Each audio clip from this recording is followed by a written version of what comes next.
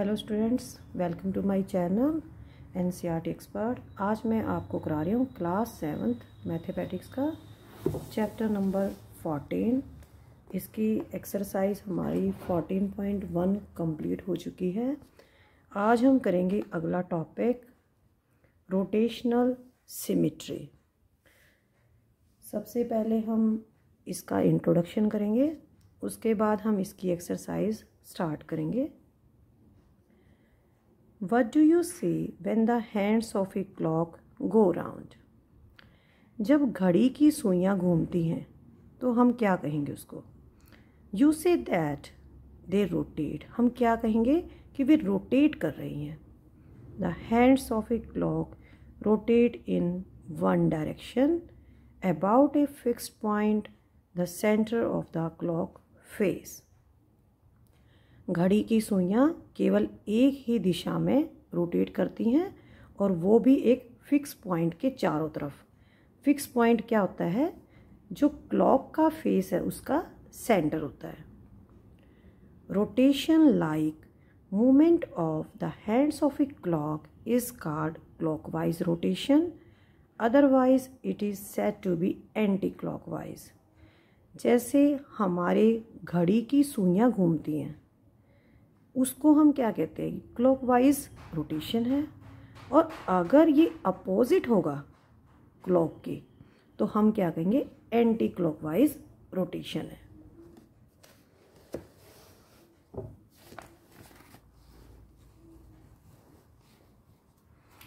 What can you say about the rotation of blades of a ceiling fan? आपके room के अंदर जो छत वाला पंखा है उसके ब्लेड्स की रोटेशन के बारे में आप क्या कह सकते हैं? डू दे रोटेट क्लॉकवाइज और एंटी क्लॉकवाइज, और do they rotate both ways? क्या वे क्लॉकवाइज रोटेट करती हैं या एंटी क्लॉकवाइज रोटेट करती हैं, या उनके अंदर दोनों तरह का रोटेशन होता है? If you spin the wheel of A bicycle it rotates. जब आप साइकिल के पहिए को घुमाते हैं तो ये रोटेट करता है।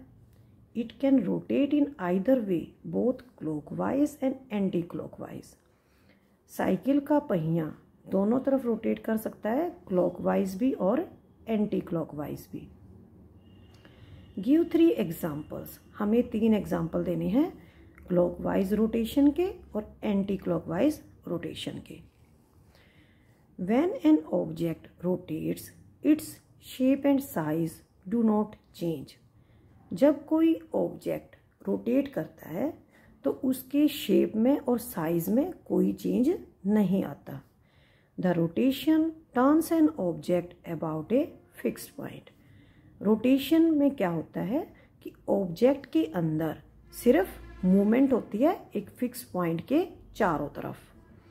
दिस फिक्स्ड पॉइंट, जिस फिक्स्ड पॉइंट के चारों तरफ रोटेशन होती है, मूवमेंट होती है, उसको हम कहेंगे सेंटर ऑफ रोटेशन।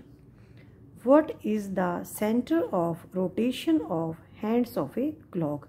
घड़ी की सुइयाँ रोटेट करती हैं तो उसमें सेंटर ऑफ रोटेशन क्या होता है? उसमें सेंटर ऑफ क्लॉक फेस, उसका सेंटर ऑफ रोटेशन होता है। The angle of turning during rotation is called angle of rotation.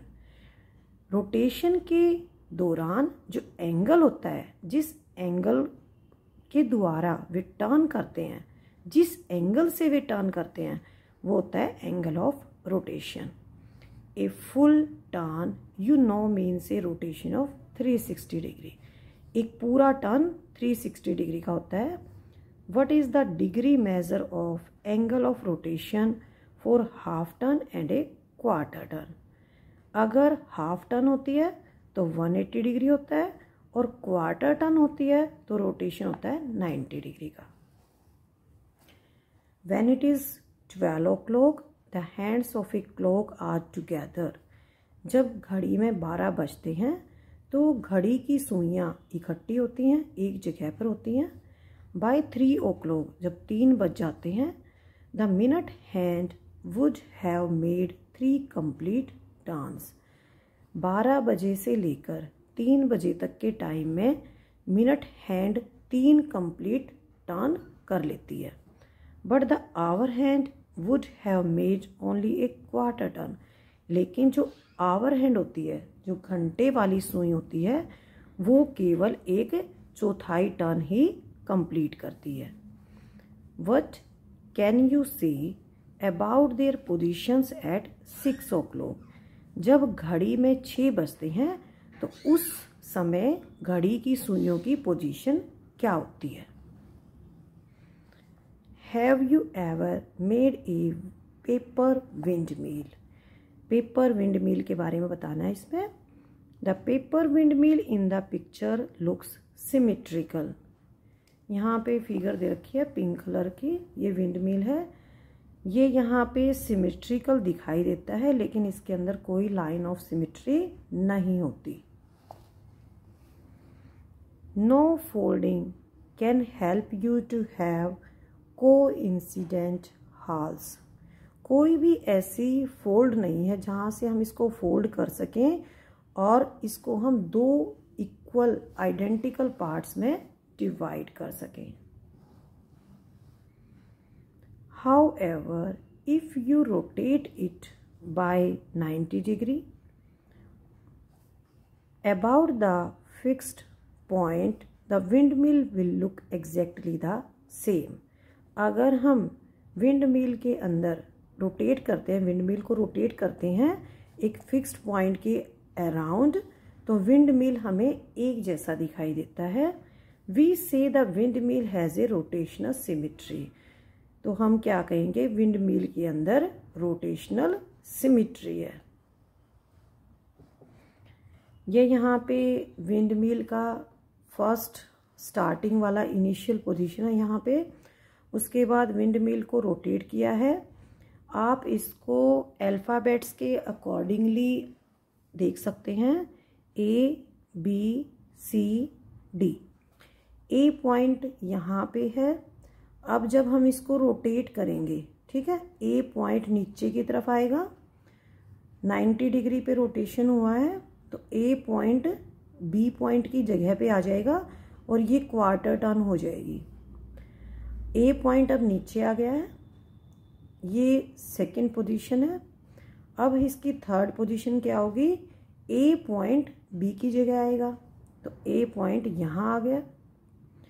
अब ये थर्ड पोजीशन है, इसके बाद फोर्थ पोजीशन, यहाँ पे भी एक क्वार्टर टर्न हुआ है। अब ए यहाँ पे आ गया, अब ये बी की जगह आएगा, ठीक है, तो एक क्वार्टर टर्न ये हो जाएगी। ये होगी हमारी फोर्थ पोजीशन। अब है हमारी फिफ्थ पोजीशन, यानी कि लास्ट पोजीशन। इसमें जो ए पॉइंट है ये डी से ए की तरफ आ जाएगा, ठीक है। इससे पहले वाली पोजीशन में ये यहाँ से यहाँ तक जाएगा, डी से ए, ठीक है। और लास्ट में क्या होगा? ए पॉइंट जहाँ पर पहले था वहीं पर आ जाएगा, एक यहाँ पे लास्ट यानी कि फोर्थ क्वार्टर टर्न हो जाएगी। फर्स्ट में यहाँ पे एक टर्न हुई है, सेकंड में यहाँ तक हुई है, थर्ड में यहाँ तक होगी, ठीक है, और फोर्थ में ये यहाँ तक हो जाएगी, ठीक है। ये हमने यहाँ पे इनकी स्टार्टिंग पोजीशन और फाइनल पोजीशन को देखना है, दोनों सेम है। In a full turn there are 4 positions. जब एक कंप्लीट टर्न होती है 360 डिग्री की, तो इसके अंदर 4 पोजीशंस हैं और 90 डिग्री पर रोटेट कर रहे हैं हम इसको। एक बार फर्स्ट किया हमने रोटेट 90 डिग्री पे, उसके बाद ये हमारा सेकंड टर्न हो गया 180 डिग्री, थर्ड टर्न हो गया 270 डिग्री, और उसके बाद जो लास्ट टर्न है 360 डिग्री पे। तो जो विंड मिल है उसकी हर बार पोजीशन सेम आती है। बिकॉज ऑफ दिस वी से it has a rotational symmetry of order 4।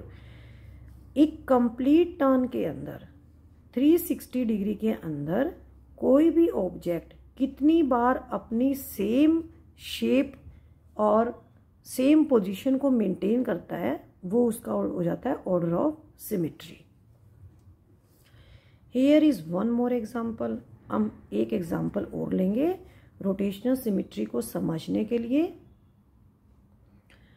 Late us perform quarter turns. Consider a square with P as one of its corners. हम एक स्क्वायर लेंगे और इसके एक कॉर्नर पर हम P लिख देंगे। Let us perform quarter turns about the center of the sphere marked X। अब हम जो स्क्वायर का सेंटर है वहाँ पे एक X मार्क लगा रखा है, इसको हम फिक्स पॉइंट ले लेंगे और यहाँ से हम इसको रोटेशन करेंगे इसके अंदर और क्वार्टर टर्न्स लेंगे।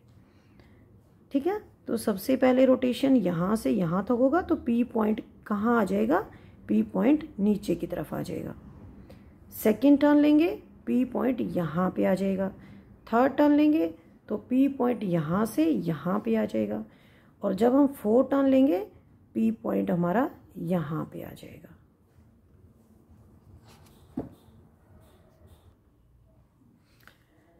फिगर 14.13 ये हमारी इनिशियल पोजीशन है।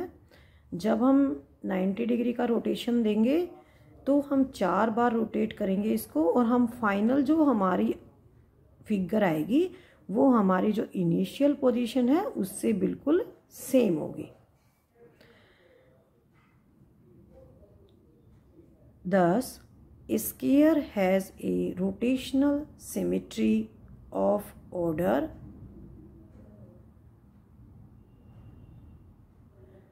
4 about its center।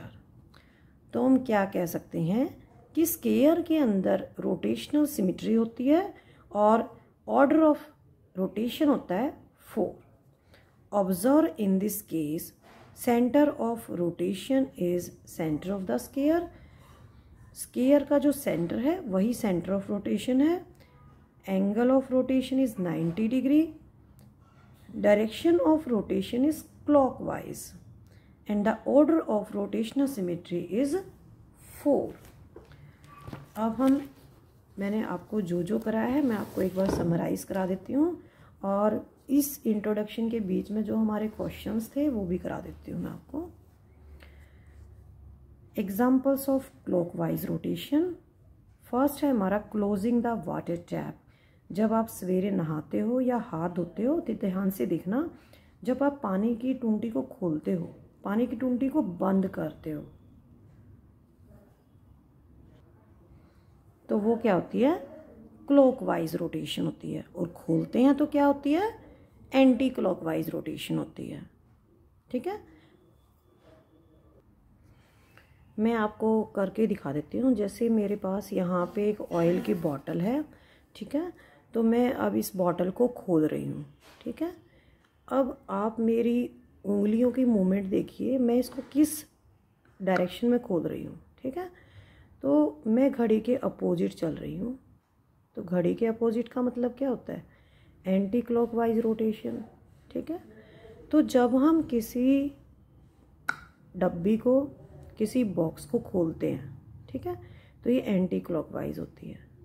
अब मैं इस डब्बी को बंद कर रही हूँ, इसके ढक्कन को। अब आप ध्यान से देखिए, जैसे हमारी घड़ी की सुइयां चलती हैं वैसे ही ये बंद हो रही है। ठीक है, तो ये हो गई हमारी क्लॉकवाइज रोटेशन। सेकंड है ओपनिंग द लॉक। जब हम लॉक को खोलते हैं, ठीक है, जब हम लॉक को खोलेंगे तो क्लॉकवाइज होगा और जब हम लॉक को बंद करेंगे तो वो क्या होगा? Anti clockwise. थर्ड होगा टाइटिंग द स्क्रू। जब हम किसी स्क्रू को टाइट करते हैं तो हम क्लॉकवाइज टाइट करते हैं। इसका अपोजिट हो जाएगा लूजिंग द स्क्रू। ये हमारा आ जाएगा एंटी क्लॉकवाइज रोटेशन। इन एग्जाम्पल्स को आपको रटने की बिल्कुल भी नीड नहीं है। इन एग्जाम्पल्स को आप घर पे देख सकते हैं।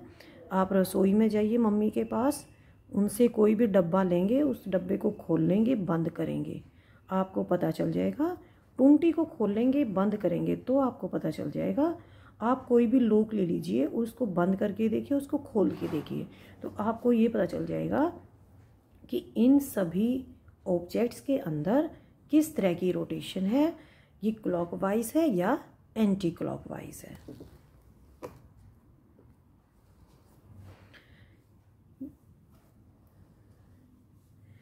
यहाँ से लेकर यहाँ तक एक कंप्लीट सर्कल कितना होता है 360 डिग्री का, इसको हम क्या कहते हैं, एक कंप्लीट और एक full turn. Every object has a rotational symmetry of order 1। हर एक ऑब्जेक्ट की रोटेशनल सिमेट्री का ऑर्डर 1 होता है। यहाँ से लेकर यहाँ तक हाफ सर्कल यानी कि हाफ टर्न, और एंगल होगा 180 डिग्री का।